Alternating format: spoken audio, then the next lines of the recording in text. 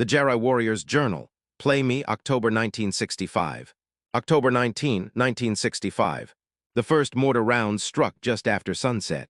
I was sharpening my machete near the outer perimeter when the explosion threw me to the ground. Dirt rained down as another blast shook the earth.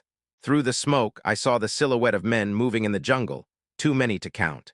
My heart pounded as I ran toward the command bunker, my bare feet slipping on the wet grass.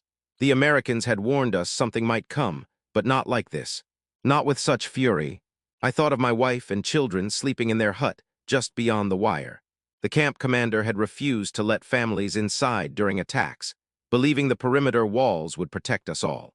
Now I knew he was wrong. The enemy had come not just for the Americans or the Vietnamese officers, but for all of us. The Montagnards caught between two wars that were not ours.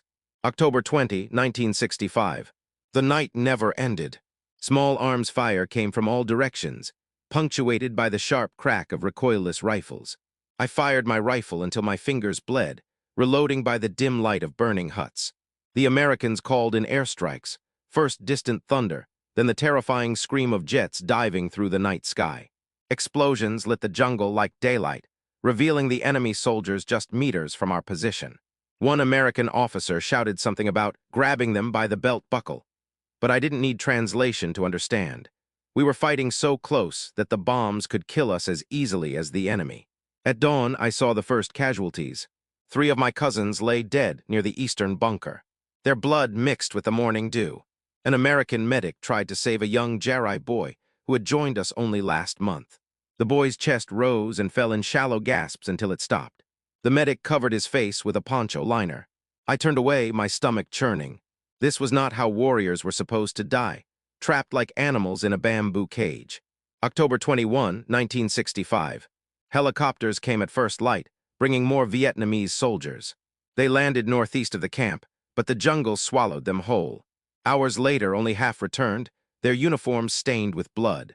The American who led them, Beckwith, they called him, barked orders through a bullhorn, but his voice sounded hollow. He had lost 14 men in less than an hour. That night, supplies rained from the sky. Crates smashed into the ground with such force that 2 of our men were crushed beneath them. We fought over the parachutes, tearing them into strips to bind wounds. The Americans dropped cigarettes and candy alongside bandages and ammunition. I found a chocolate bar still wrapped. I saved it for my son if I ever saw him again. October 23, 1965.